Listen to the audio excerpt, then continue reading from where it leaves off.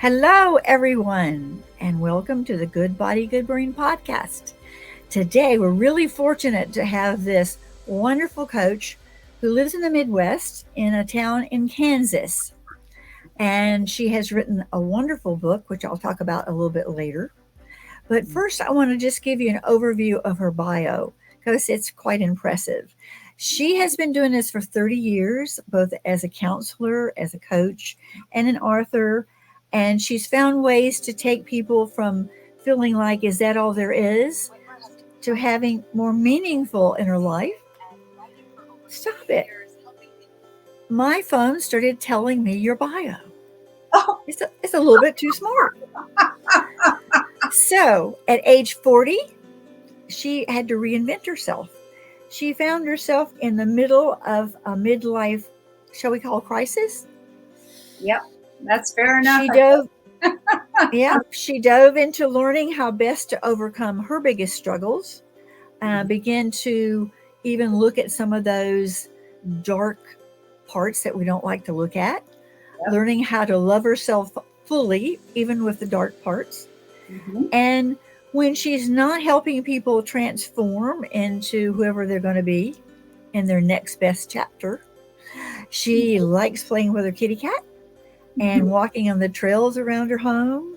Ooh, I love jigsaw puzzles too. I think that should be in the Olympics. I think we should have that in the Olympics. And passionately loving everyone in her midst. Believing the best is yet to come for anyone willing to do the work. She's on a mission to teach women everywhere how to love themselves fully and how to live on their own terms. So here we have Mrs. Cindy D. Whitmer from Lawrence, Kansas, with us today. I am so happy you're here. And so I know you went on a personal journey, and that personal journey turned into like a methodology that you help women with who are in that state. Can you give us like a little overview of what that is? Sure. Yes. Yeah. Exactly. I mean, I had to do the work myself to move through my own what we might call a midlife crisis and turning it into my next best chapter, which I'm living out now very happily. And yeah, it took several steps. And so when I started coaching women in midlife, through their transformation, I realized I was kind of saying the same things over again, and realized, yeah, this is the midlife makeover method. So thus the book, thus the coaching programs and so forth. And really it's taking people on a journey of, first of all, waking up. Like, first we have to do what I call waking up, and that's realizing, how we got where we are today. What strengths brought me here, what weaknesses, or what, where did I fall short with myself? What choices did I make that led to where I am now in the midst of this unhappiness or this questioning, now what, or whatever. But just taking a really honest look at ourselves. And so if somebody's not willing to do that, they're not going to get very far down the path of transforming their life. You've got to be willing to take a good hard look in the mirror. And that can be very painful, but it can be so powerful. And then from there, we talk about, getting really clear, like crystal clear about what you want your life to look like. And so I help women dream. I help them articulate what they're actually wanting, because many women in this stage of life, in their 40s, 50s, 60s, and beyond, go, is this it? Is it all downhill from here? All I've got to look forward to now is aging, illness, and death. I mean, there's just this real sad belief that when you reach these ages, that it's all downhill from here. And so I want to help change their minds and start to see that actually anything's possible at this point. Anything. So we do that work, and then we start to get rid of everything that needs to go, that's been in the way. And then we do a lot of mindset work, because right up here is where a lot needs to change. How we look at life, how we think about it, the thoughts we carry about our own selves, our bodies, our age, the possibilities. So we work on mastering that mindset. So your mind becomes your best friend in your journey instead of your worst enemy. So the negative self-talk has to go, and a positive mindset needs to grow. So we work a lot on that, and then creating a system of habits that create the happiness and success that they actually want. And then putting support and systems in place so they're able to sustain this lifestyle that they've created for themselves. So that's a basic, 2-minute or 5-minute, whatever it was, overview of the midlife makeover method. That's wonderful, because there's 3 things that I talk about with clients, corporations. The first one is skills. Do we have the skills? Do we have the mentorship to help us understand the skills? And do we have the accountability from someone outside ourselves that will hold our hand and bring us along the journey? And that's why having a coach is so vital. When you're like this, you're inside the jar, you can't read those labels. No. We see the labels. We do. We see the labels of how great that person is, how so much potential they have, and how they've been sort of hiding their light under a bushel. Yes, and what comes with inviting professionals in your life, whether it's a doctor, a nutritionist, a coach, a teacher, a mentor, whoever it is they are trained. We are trained very specifically. Coaches are trained very specifically to listen in a way that your friends and your family are not listening. Even if they're good listeners, they don't have the professional ear that's going to help you to hear and give you back clarification about how you're communicating about your life, places where you are off path that no one else is willing to help you to see. And then, yes, the accountability, the support, the mentorship is, I walk my talk. I live what I teach.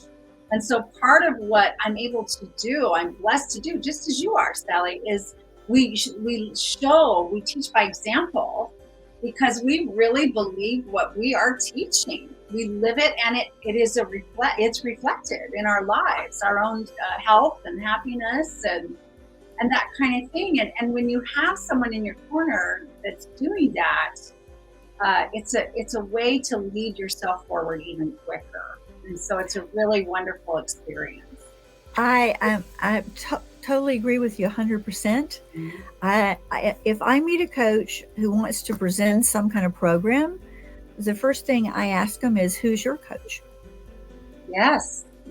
If you're not willing to spend the time and the investment on having somebody with you, like, I don't do my own taxes. I would never pretend to know how to do my own taxes. Me neither. No. When cars were 4-cylinder and they didn't have computers in them, I could change my oil, but not anymore. Not anymore. So even coaches need coaches, and that's not it takes a certain self-confidence to say, hey, I'm a little blind over here. I want you to shine your spotlight on this part of my life that I'm a little blind about, and give me some insight that I can't see myself. And that's the beauty of what you do, because these people have never been in midlife before. Exactly. Where's the manual, right? I mean, and it's different for everybody, but yet there seems to be a theme of, coming to a crossroads for most people in the middle of their lives, some point, whether it's with their health, with their relationships, with their careers, financially, whatever it is. Usually people in midlife are reassessing, reevaluating, because they sort of reach this point and go, wow, I've been doing the same thing for 20 years, or I'm finding myself sort of in a lull, like, what's wrong? Am I bored? Am I uninspired? Am I depressed? What's going on with me that I am not feeling daily joy? And then there's all the stressors that come, the natural transitions in life that often hit around now. If you're a parent, the empty nest shows up. If you probably have elderly parents or loved ones that might need your extra support now. You may hit kind of a plateau with your career. Your own health may start to shift in ways, or your body in ways you weren't expecting. Often relationships are called to question at this point. I mean, the divorce rate in America skyrockets when the empty nest hits. So there you go. The kids are gone, and then your relationship's like washed up, right? So there, that combo is huge. And then grief. I mean, death begins to happen a lot if you love when you're in midlife, because you're getting old enough that the generation older than you is dropping off naturally. And then we're having classmates die, siblings die, spouses die.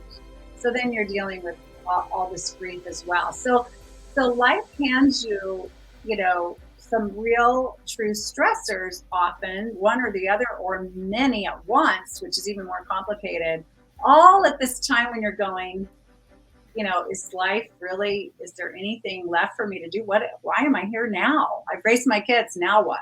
Who am I now? Or whatever. Or who am I now without this marriage? Or who am I now without, this, that, or other, fill in the blank. And so it's really natural to be asking questions and wonder, what's up with me? This can't be all there is.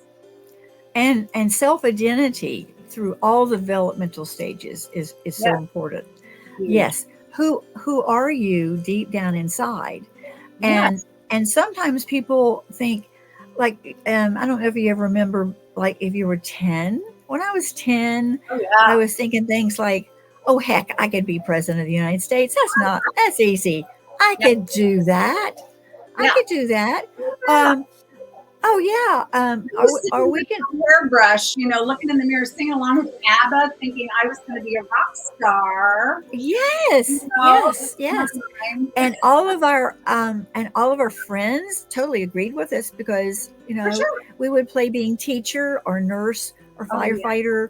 We'd put on identities as children, and as we grew up, we're still doing the same thing. We're still putting on self-identities. Sometimes we don't recognize that we have.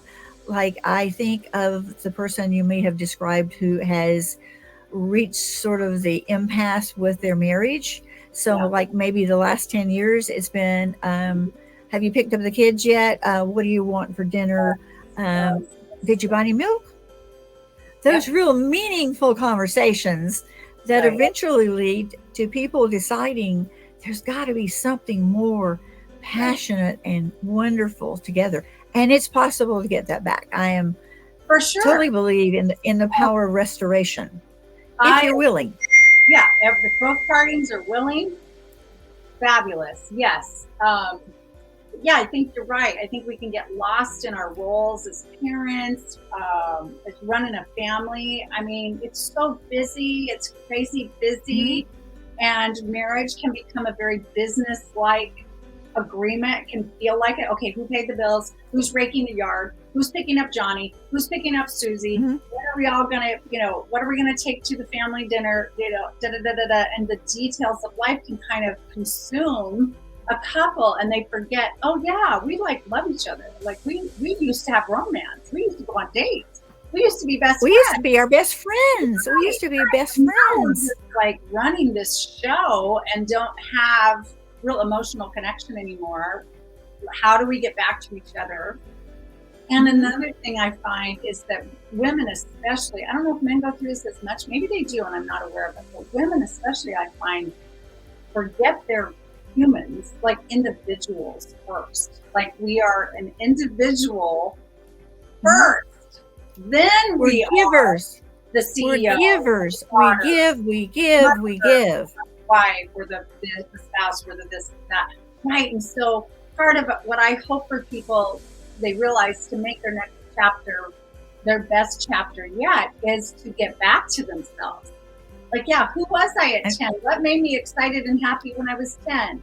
Oh, I can do some of those same things now. I'd love to ride a bike at 10. I can ride a bike now. I love to do jigsaw puzzles when I was 10. I can do those now, or whatever it is, and just find themselves.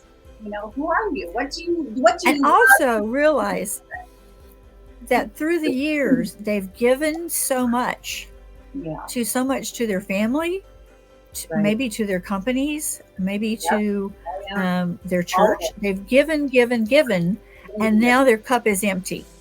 Yes. And you cannot keep giving Drained. with an empty cup. Nope. They're drained dry. Drained dry. Absolutely. And then, so it's very difficult for some women when I start to say, oh, love yourself, say yes to yourself every day. They go, oh, that's selfish. I can't do that, because they think it's against others. But it is not. It is Ayanna Van Sant, who you may know, she's a nationally known, author, speaker type. She says, no, we need to get self full, not selfish, self full, so we get our cup full and overflowing. So there's more to give to others. There's more, and you're not giving from deprivation or obligation. You're giving from a place of, I am so full in my life. I am so happy in my life that now I want to give to you. I have more than enough love to give, more than enough time to serve, more than enough. So you can continue your giving. I really love when women can adopt this philosophy. What's best for you is best for all, because it is true, but that's a big change of mind for many people. What's best for you is best for all. So when you make a decision that's best for yourself about anything, you're being authentic, which is best for everybody around you. And it really will give them the best of you that you've got. Yes, because when we don't do that, we turn into these whiny, Martyrs. look what's happening, martyrs. What I have given you the best years of my life. Oh my God. And now you treat me like this. Yeah. Right. I've worked my fingers to the bone raising you kids, and I've given you all I ever, and yeah, blah, blah, blah. And think about the effect. If you truly are aching inside with that kind of feeling, you're going to make yourself physically sick and age even faster, in my opinion. And I bet my bottom dollar you agree with me, Dr. Sally Good. Yes, and we actually have evidentiary things that say people with a positive mindset not only live longer, but with more vitality. Yes. I've been studying longevity a lot lately. And another thing I just heard, have you heard about that Harvard happiness study? It's been going on for like 85 years or something. Mm-hmm. And they found that people at 50 who have, now I'm not saying go get yourself some bad cholesterol, but they're saying people at 50, well, they studied people at 80, and those that are the healthiest physically and happiest emotionally, what they were doing at 50 was not necessarily, they didn't necessarily have the best cholesterol or other numbers, but they were deeply ingrained in nurturing their relationships in a healthy way. They had warm, healthy social connections and were surrounded with support and offering support to others. And I thought, oh, that is such good news, that it's not all about the biology, but it's also about the social networks, the connections. And so a lot of women in midlife tell me they're lonely, they're bored, they're lonesome, they have no friends. And I think, oh my gosh, you've got to go get some friends and get involved and find activities that are meaningful for you that you can share with other people. So that's another goal maybe you become a master gardener, or maybe you join that club. But socialization is one of the modifiable factors that staves off most dementias. Oh, that's fabulous. Wow. Mainly because there. Can you explain that to us? Yes. Because when we are with people that we like and love, our bodies create more serotonin, and it makes us feel good. The feel good hormones. Right. Yes. William James, remember our mentor, William James from the Dark Ages, who's one of the first psychologists. He believed, and it's subsequently been proven many times, that if you fake it till you make it, it actually works. If you go to the mirror and you practice smiling, your body will send out neurotransmitters that make you feel better. You Nice. go over to the mirror and you stand up straight with your feet apart and you put your hands on your hips Yes. like Superwoman. Superwoman, Wonder Woman. Yes. It actually lifts your mood. Wow. So that's some of the homework I give people. Yes. Mel Robbins, Oh, she's yes. into this high five thing. You go Oh, over to the yeah. mirror. Five She's yourself. written a book. You Yes. go, you've got this. You've Yes. got this. Yes. And as And soon these as are you have all, people saying that to you, well, yeah, yeah, and these are all things everybody can do. Anybody mhm, can spend 30 seconds high-fiving themselves in the mirror, smiling at themselves in the mirror, taking the physical stance that gives you feeling more in your power and confidence and good about yourself. And anybody can do that. Anybody can do that. If you're in a wheelchair, you and can when sit there and do it in your wheelchair. yeah, No. and if you are procrastinating and you want to do something, Mm-hmm.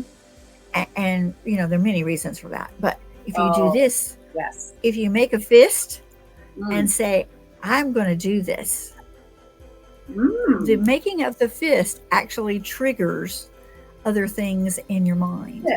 Okay, And I'm going so, to do this. I'm going to yes, do I'm going to do this. I don't like the analogy of eating the elephant. I'd rather like eat a big, big block of cheese. And I say, hey, just take a little block of that cheese because I don't want to eat an elephant. No, I like them. So we're going to take a little block of cheese and we're going to eat that today. And tomorrow we're going to take a little bite of that. And also putting habits together. Little habits make giant changes. They do. Huge. Atomic Habits, the book, Tiny Habits, the book. Mhm. Um, I had to learn, well, not learn.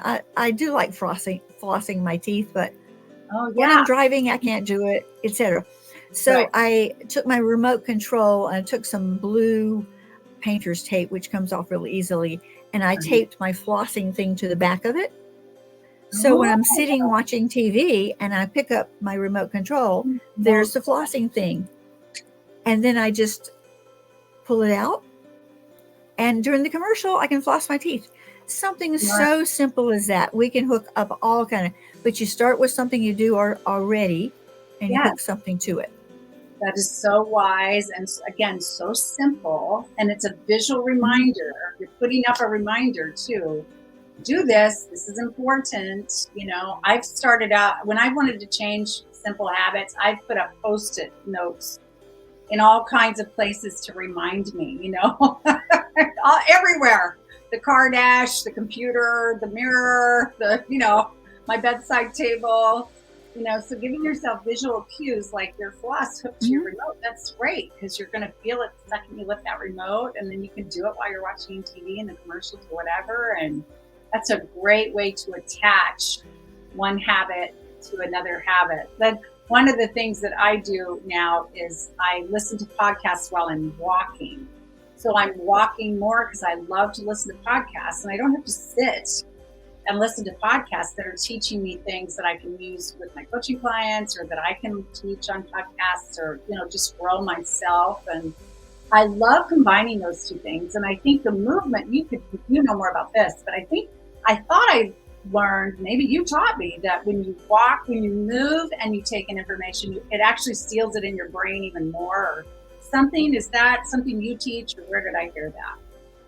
Well, when you can pair two things together, when you can make them fire together, something that's emotionally satisfying, Mm, along with another information, it tends to cement itself there a little bit better. okay. But just being in nature opens up Mm, huge walking. The mm, slightest bit of exercise, I don't care if you do it for 2 minutes, it's better than 0 minutes. for sure. And we have this thing called the BDNF, brain derived neurofactor. It's Mm, miracle code for our brain. It helps us ah, make more neurons. nice. Like to make new neurons. That's very cool. And that's another reason I love mindset work in the work I do, because when we think a new thought, when we Mm-hmm. make a new pattern of thinking, we're creating a new neural pathway in our brain. And people, they'll say it's so easy to go back to the old way of thinking. And I'll say, because that neuropath, that one has been there a long time. It's like an easy road to drive on, and you're creating this new one that's kind of like not as smooth yet because you haven't been on there as much. But just get off that old path and get over to the new one. Well, our brain is very, very tricky. It wants us to stay safe. Yes. Above all things. For sure. So when we start deviating off that familiar path, new thing, the brain says, I'm not so sure I can protect you while you're doing this other thing. So I'm just going to make you either forget about it, or I'm going to distract you with something so you won't do it. I've had some of the smartest people in the world. We make lists. We make ways to follow programs. We paste them up and whatever. And it seems like when they get from their work, from their car into their house, an amnesia kind of comes over them, a brain fog. Oh, yeah, for sure. You see this happen all the time, right? All the time. All the time. Yeah, I say to clients, your brain's job is to protect you. Like if you're trying to make a change and all your bells and whistles go off and say, oh no, be afraid of this. Start worrying about that. Don't do that. Don't do that. I'm like, that's good news. Your brain is working, but we want it to not think it has to work so hard that way and use it to channel this new habit or new ways of being that are actually going to help you feel better in the long run. Yes, I ask people to talk to their brain. I ask people to say, okay, brain, I see what you're doing here. You don't understand what my motives are. And my motives are to make both of us healthier so I can carry you around a lot longer, because you don't want me to not carry you around longer, because then you won't have a place to live.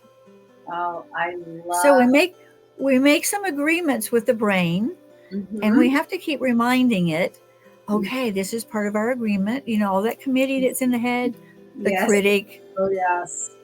Yeah, all those in there. We have to, the chairman of the board, we have to make an agreement with them that this is going to be okay. Not only would it be okay, it'll make the host, us, be more apt to carry you around with some vitality, and you'll have so much fun in later years. Yes. Oh, I am very encouraged by the anti-aging or aging well, information out there. And you are a pioneer, definitely in the camp of all of this. And I love that, all the information you share. And yeah, I find for me, because I'm not a health practitioner, I'm a physical health practitioner per se, but I find for me that happiness and daily joy is my best drug for, continuing to age well and just live fully, live, vitally. Just, I don't know. I don't think it has to be that challenging. No, and just throw in a little bit of gratitude every now and then. Oh, for sure. I do daily. I do a little gratitude journal. It takes me like 5 minutes. I do it every morning. It's part of my wake up routine, my how to start my day. And I just put on the top of a page of my journal, I get a little journal, and I just say, I am so happy and grateful. And then I write a list from the last 24 hours, things specifically, or things that I'm looking forward to that are coming today, or whatever. And it's just this 5-minute little activity, but it's part of how I give myself a morning boost. A lot of people think their boost in the morning is their coffee. No, that's not it. I find it needs to be like, some movement, some spiritual practice. I like to read things that inspire me or just really center me. Quiet time, little meditative time, things like that are truly a boost before I do anything else. And it's a great way to start the day. And then you're in